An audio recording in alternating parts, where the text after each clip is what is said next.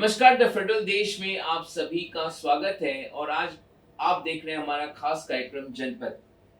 आपने हाल में देखा होगा कि किस प्रकार से डॉलर के मुकाबले रुपए में जोरदार गिरावट देखने को मिली और इस गिरावट को थामने के लिए भारतीय रिजर्व बैंक ने दखल भी दिया। आरबीआई ने foreign currency non resident scheme जो है उसको लॉन्च किया। इस स्कीम में ये होता है कि जो एनआरआई दूसरे देशों में रह रहे हैं, जो भारतीय दूसरे देशों में रह रहे हैं, वो डॉलर जो है डिपॉजिट करते हैं बैंकों में। इस पर उनको ब्याज भी मिलता है और हमने देखा कि आरबीआई जो स्कीम लेकर आई, स्पेशल एफसीएनआर जो स्कीम लेकर आई, इसमें जबरदस्त निवेश आ रहा, लेकिन इसको लेकर चिंताएं प्रकट की जा रही हैं। तो आज हम इस मुद्दे को लेकर और अन्य मुद्दों को लेकर भी चर्चा करेंगे। हमारे साथ वॉइस ऑफ बैंकिंग के फाउंडर और बैंकिंग मामलों के जानकार अश्विनी राणा जी जुड़ गए हैं। तो सर, सबसे पहले आपका बहुत बहुत स्वागत इस चर्चा में। और सर, सबसे पहले हम शुरू करते हैं एफसीएनआर के मुद्दों को लेकर। कई तरह की चर्चाएं की जा रही हैं। आरबीआई गवर्नर का आपने बयान भी देखा होगा जिस दिन पॉलिसी आया उस दिन। लोग कह रहे हैं कि अगर इतना ज्यादा डॉलर निवेश आ जाएगा, सितंबर तक डेट है, 100 बिलियन डॉलर, और जब ये मैच्योर होगा, लोग वापस निकालेंगे, तो दोबारा से रुपए में कमजोरी देखने को मिलेगी। आप इसको किस तरीके से देख रहे हैं?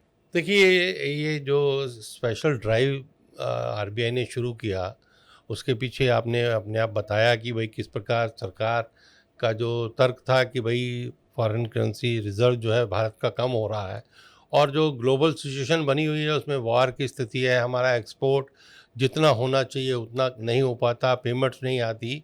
तो एक इसके कारण से प्रधानमंत्री ने भी बहुत सारी चीज़ों को रिस्ट्रिक्ट करने के लिए कहा ताकि फॉरेक्स जो है वो किसी भी देश की आर्थिक व्यवस्था की एक रीढ़ है तो वो बना रहे। तो उसके लिए मुझे लगता है कि ये रिजर्व बैंक ने जो स्पेशल एफसीआर शुरू किया, बहुत अच्छा रिस्पांस बैंकों को मिला है। हम कई बार बैंक वालों से बात करते हैं, वो कहते हैं कि अपने आप फ़ोन आ रहे हैं, मेल आ रहे हैं कि हमारे उसके पीछे अट्रैक्शन है कि भाई एक तो इंटरेस्ट मिलेगा, दूसरा आप यहाँ पर डिपॉजिट करेंगे, उस डिपॉजिट के अगेंस्ट आपको लोन भी मिल जाएगा। यानी आप, लेकिन वो लोन आपको मिलेगा नहीं, वो पैसा उसका जो लोन का है वो फिर से डिपॉजिट हो जाएगा। तो हालांकि ये एक डिपॉजिट को बड़ा करने के लिए, एक साइज़ बड़ा करने के लिए है। तो दोनों तरह के तर्क हैं कि भाई आपने जैसे कहा कि जब इसकी रीपेमेंट होगी उस समय क्राइसिस भी आ सकता है। मुझे लगता है रिज़र्व बैंक ने ये जो खेल खेला है इसके पीछे रिज़र्व बैंक को और सरकार को लगता है कि आने वाले समय में डॉलर की जो वैल्यू है उसमें बहुत बदलाव आने वाला है। तो क्योंकि रिज़र्व बैंक बदलाव डाउनसाइड की ओर या हाँ, डाउन साइड। तो इस इतना नहीं तो कोई भी देश की जो सेंट्रल बैंक है वो इतना रिस्क नहीं खेलेगा, क्योंकि इस स्वैपिंग के लिए रिज़र्व बैंक ने बैंकों को अश्योर किया।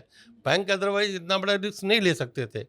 तो रिज़र्व बैंक ने अश्योर किया है कि जो स्वैपिंग रेट है होगा वो जो ऊपर होगा या कम होगा वो मैनेज करेंगे। यानी बैंकों को उसके ऊपर कोई परेशानी नहीं होगी, ना बैंकों को होगी, ना ग्राहकों को होगी, जो लोग भी एनआरआई जो इसमें डिपॉजिट कर रहे हैं। तो उन दोनों को कुछ नहीं होगा, जो भी है प्लस या माइनस वो रिजर्व बैंक देखेगा। लेकिन इसके मैं अगर पूर्व में ले जाऊं सर, 2013 में भी आपको ध्यान होगा, उस समय अर्थव्यवस्था के सामने ऐसी चुनौतियां आई थी। तब उस समय भी स्पेशल डिपॉजिट स्कीम लाया गया, लेकिन अचानक अमेरिका ने टेपरिंग हुआ, यानी निवेशक जो है अपने पैसे वापस निकालने शुरू किए। और उस समय हमने देखा कि किस तरीके से पेमेंट जो है वो क्राइसिस आया और दोबारा रुपए पर दबाव बना। लोग, निवेशक तो पहले पैसे डाल दिए और उन्होंने अपना डॉलर निकालना शुरू किया, तो रुपए में कमजोरी आई। तो उसका वो डर फिर से जो है, चिंता जताई जा रही है कि वो फिर से वापस हो सकता है। देखिए, कभी भी कुछ भी आप बिजनेस भी करते हैं तो आप पॉजिटिव साइड में होकर चलते हैं, और रिज़र्व बैंक ने भी जो इस तरह का ये ड्राइव चलाया है उसके पीछे वही है। और अगर कहीं आएगा भी तो वो मैनेज करेंगे और कर सकते हैं। इसीलिए मुझे लगता है कि वो ये सारा कर रहे हैं, क्योंकि फॉरेन एक्सचेंज का जो रिज़र्व है वो भी किसी देश के लिए बहुत ही, जिसे कहते हैं, इम्पॉर्टेंट फैक्टर है। और वो बढ़ जाएगा तो हम बहुत कुछ चीज़ें जो है आसानी से कर सकते हैं। यानी एक्सपोर्ट में कमी भी होगी ग्लोबल सिचुएशन के कारण, फिर भी हम हर चीज़ को मैनेज कर लेंगे, ऐसा रिजर्व बैंक, सेंट्रल बैंक को कई लोग लगता ये है। भी तर्क देते हैं सर, जो अर्थशास्त्री, वो कह रहे हैं कि जब हमारे पास 700 बिलियन डॉलर का फॉरेक्स रिजर्व है तो ऐसी कोई चिंता की स्थिति नहीं थी, इस स्कीम को क्यों लाए गए? देखिए, रिज़र्व है तो रिज़र्व रिज़र्व के लिए होता है। अभी आप देखें काफ़ी समय से जब से ये वार चली है, आपके एक्सपोर्ट के ऊपर असर पड़ा है। एक्सपोर्ट हुआ है लेकिन आपकी पेमेंट नहीं आ रही हैं। तो वो जो एक उसके अंदर ऐड ऑन होते रहना चाहिए, वो चीज़ें नहीं हो पा रही, वो बहुत ज़रूरी है। क्योंकि रिज़र्व से आप इमरजेंसी में तो काम चला सकते हैं। लेकिन अगर आपको लंबा चलना है और लंबा वहाँ वो जो सारा सिचुएशन बनी हुई है, वो हमारे हाथ में तो नहीं है। वो जो खेलने वाले वो खेल रहे हैं, तो इसलिए हमें अपने आप को बचा के चलना है, तो हमें कुछ ना कुछ तो करना पड़ेगा। भाई आप एक्सपोर्ट नहीं बढ़ा पा रहे हैं क्योंकि यूएस अपनी दादागिरी कर रहा है, वो ट्रेड एग्रीमेंट नहीं कर रहा, दूसरे देशों के साथ हमने समझौते किए हैं, लेकिन उतना अभी तक हम, हालांकि इस सारी चीज़ों के बाद भी एक्सपोर्ट बढ़ रहा है, लेकिन वो बढ़ने के बाद उसकी पेमेंट आने के बाद एक समय लगता है। और जिस तरह से क्रूड ऑयल महंगा हो रहा है या बाकी भी जो इंपोर्ट है सारा महंगा, और सब कुछ ही हमारा फॉरेक्स से रिलेटेड है, तो इसलिए हमें उसको तो आने वाले दिनों में वैसी स्थिति ना आए, जो भी होगा वो मैनेज कर लेंगे, लेकिन फॉरेक्स तो यानी आप सर कह रहे हैं कि एफसीएनआर डिपॉजिट स्कीम को लेकर चिंता करनी की नहीं, जरूरत बिल्कुल नहीं। ना तो कस्टमर को करना है, ना बैंकों को करना है। जो कुछ भी होगा वो रिजर्व बैंक उसको अच्छे तरह मैनेज करेगा। तो सर ये तो एफसीएनआर डिपॉजिट स्कीम को लेकर बात हुई। एक दूसरा प्रश्न लगातार उठ रहा, आप देख रहे हैं राज्यों की स्थिति। सर किस तरीके से राज्यों पर कर्ज का बोझ बढ़ा है। मैं देख रहा हूँ एक डेटा अभी मैंने देखा कि 60 लाख करोड़ रुपए का कर्ज राज्यों के पास हो गया। कैपिटल एक्सपेंडिचर वो कर नहीं रहे, इंफ्रास्ट्रक्चर पे खर्च कर नहीं रहे। महिलाओं के वोट हासिल कर लो क्योंकि उनके खातों में ट्रांसफर कर दो, वोट मिल जाता है, सरकार बन जाती है। लेकिन जब सरकार में जब प्रशासनिक कार्य जब होता है, कराने की बात होती है, तो वो ठप पड़ जाता है। तो उसका नतीजा हम देख रहे हैं, स्कूल बंद हो जाते हैं, कॉलेज खुलते नहीं, मेडिकल कॉलेजेस खुलते नहीं। तो शिक्षा और स्वास्थ्य की व्यवस्था को लेकर देश में इन दिनों चर्चाएं चल रही हैं। तो ये जो कर्ज लेने की जो प्रवृत्ति है राज्यों की, इसको किस तरीके से आप देख रहे हैं? देखिए, बिल्कुल भी ठीक नहीं है। देखिए, कर्ज लेना कोई बुरी बात नहीं, लेकिन कर्ज और आपका जो रेवेन्यू है स्टेट का, उसके अंदर कुछ तो कंपैरिजन होना चाहिए कि भाई आपने उसकी रीपेमेंट भी करनी है। और दूसरा, कर्ज किस चीज़ के लिए ले रहे हैं? अगर तो आप कैपिटल एक्सपेंडिचर के लिए, आज डेवलपमेंट के लिए कर रहे हैं, तो कर्ज में कोई दिक्कत नहीं, क्योंकि उसके कारण रोज़गार बढ़ेंगे, लोगों को अच्छी इंफ्रास्ट्रक्चर मिलेगा। लेकिन अगर आप फ्री बीस के लिए लोन ले रहे हैं, निश्चित रूप से स्टेट के लिए, देश के लिए, किसी के लिए भी खतरा है। उसके लिए मुझे लगता है सरकार को कुछ ना कुछ रिस्ट्रिक्शंस, चाहे इलेक्शन कमीशन लगाए, सरकार लगाए, रिजर्व बैंक लगानी पड़ेगी कि आपको मैं उदाहरण बता दूं सर, बिहार सरकार ने इसी वर्ष अप्रैल के महीने में आरबीआई को अप्रोच किया कि सोशल सिक्योरिटी के तहत जो पेंशन्स देने हैं, उसके लिए 12,000 करोड़ रुपए का कर्ज दीजिए, क्योंकि जो वरिष्ठ बुजुर्ग नागरिक हैं और जो विधवाएं हैं, उनको पेंशन दे सके। तो मैं वही कह रहा हूँ कि भाई आप अगर इस तरह की सोशल सिक्योरिटी स्कीम चलाना चाहते हैं, तो अपने दम पर चलाओ। आप अपना रेवेन्यू इंक्रीज करो, उस तरह का सिस्टम वहाँ डेवलप करो। आप सेंटर से या उधार लेकर कब तक ये चलाएंगे? और मेरे को लगता है कि भाई इसके ऊपर कहीं ना कहीं रोक लगनी चाहिए, कि कहीं ये फुल स्टॉप होना चाहिए कि इस तरह के लोन जो है वो रिजर्व बैंक या केंद्र या कोई भी बैंक स्टेट्स को नहीं देगा, कि जिसमें डेवलपमेंट का फैक्टर नहीं है। लेकिन क्योंकि सर अगर हम इसको देखें तो ज़्यादातर केंद्र में भारतीय जनता पार्टी की सरकार है, ज़्यादातर राज्यों में डबल इंजन की सरकार है। और जिस तरीके से वो तो अगर फ्रीबीज पे भले बात की जाती है, चाहे हमारा शीर्ष नेतृत्व अगर बात भी कर रहा है, लेकिन राज्यों में तो फ्रीबीज बांटने की सरकार बनाने के लिए उनको लगता है कि इससे अच्छा कोई जरिया ही नहीं है। देखो, कोई भी सरकार हो, आज एक पार्टी की सरकार है, कल दूसरी पार्टी की आएगी, लेकिन देश और राज्य तो यहीं रहेंगे ना। अब आप हिमाचल देख लीजिए, बिल्कुल। वहाँ एक साल एक टर्म एक पार्टी की सरकार होती है, दूसरी टर्म जो चला रहा है वो अपना टाइम अच्छा, जैसे कहते हैं घी पीकर, लोन लेकर पीकर और ज़िंदगी चला लेता है, दूसरे वाला आके गाली देना शुरू करता है कि खाली कर। तो ये जो कल्चर है ना, ये कल्चर पर ही ब्रेक लगनी चाहिए। भाई हम एज ए देश, एज ए कंट्री हम विकसित हो रहे हैं, इतनी बड़ी इकॉनमी बन रही है, लेकिन उसके अंदर जब तक स्टेट्स का इन्वॉल्वमेंट नहीं होगा तो तब तक हम अच्छी अर्थव्यवस्था नहीं बन सकते। और उधार तो उधार भाई, आप सेंटर भी देखें, केंद्र सरकार भी देखो, वो भी इतना उधार लेते हैं, बाहर से भी लेते हैं, इंटरनल डेट भी है। लेकिन आप अगर वो उधार लेके इंफ्रास्ट्रक्चर पे लगा रहे हैं फिर तो ठीक है, लेकिन अगर वो सिर्फ उसको बांट रहे हैं रेवड़ियों की तरह या फ्री बीज, वो गलत है, किसी भी पार्टी की सरकार हो। बिल्कुल। और डेट टू जीडीपी रेशियो जो है करीब 27.5% हम देख रहे हैं। अब इस मुद्दे से अलग से चलते हैं, यूपीआई को लेकर। हमने देखा पिछले हफ्ते में संसद में इसे लेकर विधेयक आया और उसको लेकर जो बातें कही जा रही हैं, 2000 से ऊपर जो है अब एमडीआर जो है देना होगा। इसको लेकर किस तरीके से आप देख रहे हैं? अब यूपीआई जिसको लेकर लगातार सरकार इसको लेकर अपनी पीठ थपथपाती है, लोगों में एक डर सा बात जा रहा है और विपक्ष तो लगातार इस मुद्दे को उठा रहा है। देखिए क्या है कि जब यूपीआई आया था किसी ने सोचा नहीं था कि इतना बड़ा वॉल्यूम हो जाएगा, इतनी ट्रांजैक्शंस हो जाएंगी। आज एक बहुत बड़ी ट्रांजैक्शंस जो है करोड़ों में रोज़ की हो रही हैं, वॉल्यूम भी करोड़ अरबों में है। तो उसके लिए एनपीसीआई को, बैंकों को एक कॉस्ट आती है कोई भी ट्रांजैक्शन। तो मैं ये कहता हूँ कि भाई एक आम जो कंज्यूमर है वो जो भी पेमेंट कर रहा है यूपीआई से, उसके ऊपर तो कोई चार्ज नहीं लगना चाहिए, क्योंकि पहले हमने लोगों को उसके लिए तैयार किया, प्रेरित किया है कि वो करें। लेकिन हाँ, आप हाई लेवल वैल्यू की जो ट्रांजैक्शंस कुछ हैं उसको आप फ्री नहीं रख सकते। कारण क्या है कि नहीं तो बैंकों की कॉस्ट जो है या एनपीसीआई को जो कॉस्ट आ रही है वो कौन बियर करेगा?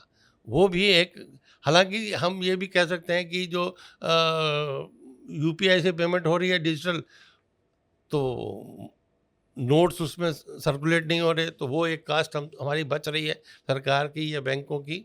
लेकिन फिर भी कॉस्ट तो कास्ट है, और फिर उसका जो उसकी सिक्योरिटी के लिए जो थ्रेट रहता है उसके लिए आपको जो करना है उसके लिए भी आपको चाहिए। तो एक हाई लेवल के लिए अगर मर्चेंट्स पे कोई टैक्स लगता है तो वो, क्योंकि देखो मर्चेंट्स का भी तो वॉल्यूम बढ़ रहा है, उसकी भी सेल बढ़ रही है।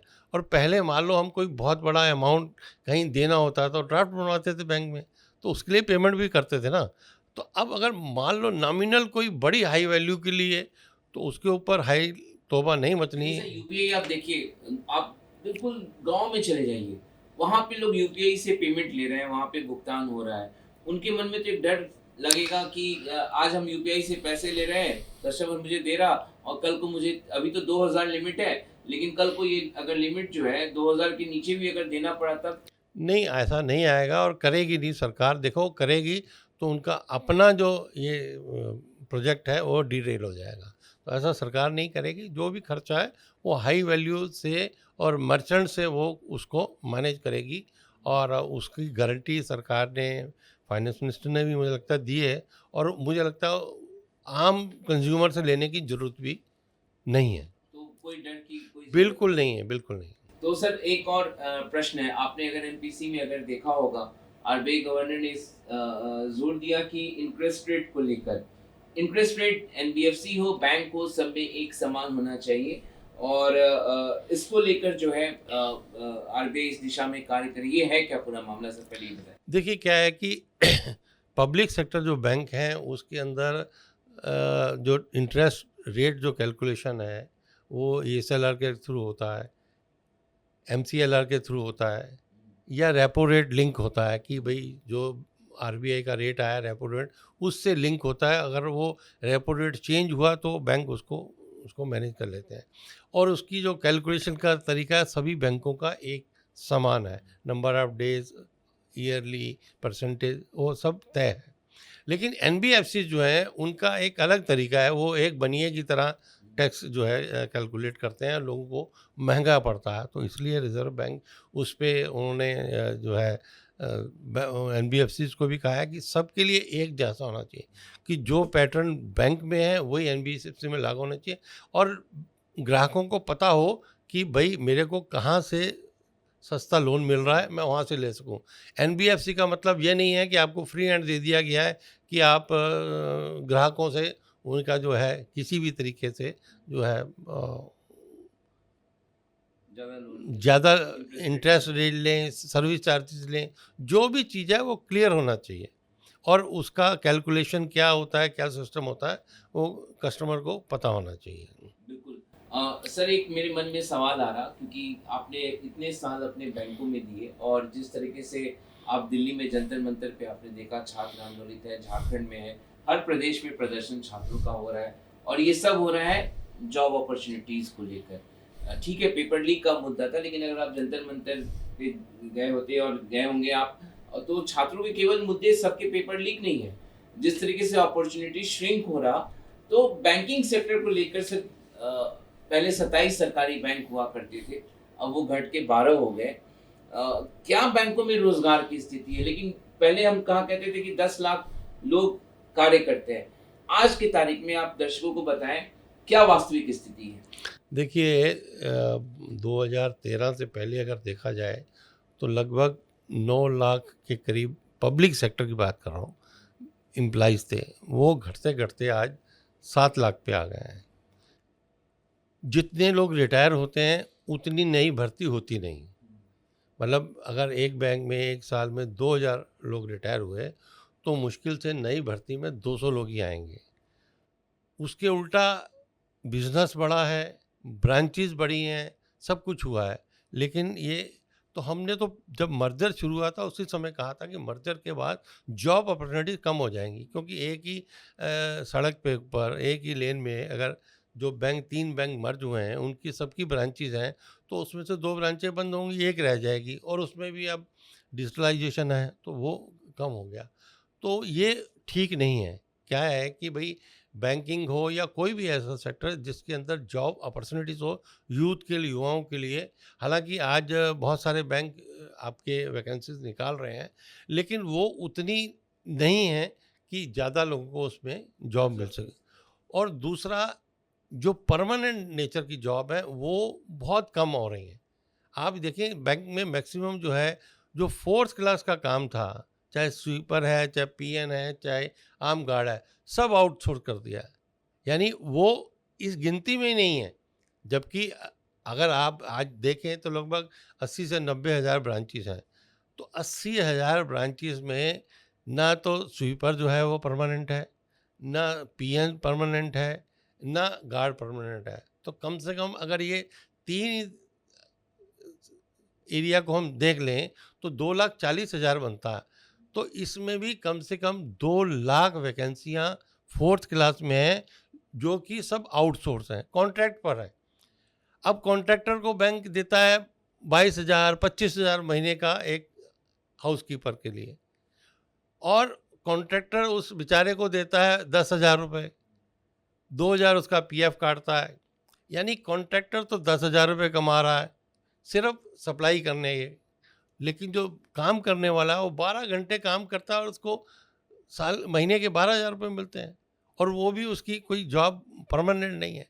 अरे भाई ये, और स्टेट बैंक सबसे आगे है इसमें आउटसोर्सिंग में।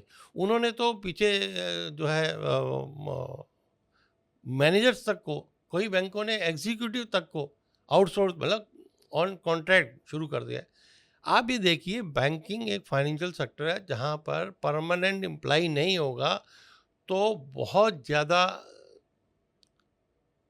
चांसेस रहता है कि भाई मनी को डील कर रहे हैं आप, फाइनेंस को डील कर रहे हैं, वो नहीं होना चाहिए। और आप किसी के साथ इस तरह व्यवहार करेंगे, मान लो किसी को आप सैलरी नहीं दे रहे, तो वो उसका मन कहीं तो खराब हो सकता है, तो फिर आप बाद में कहेंगे, तो इसलिए नहीं।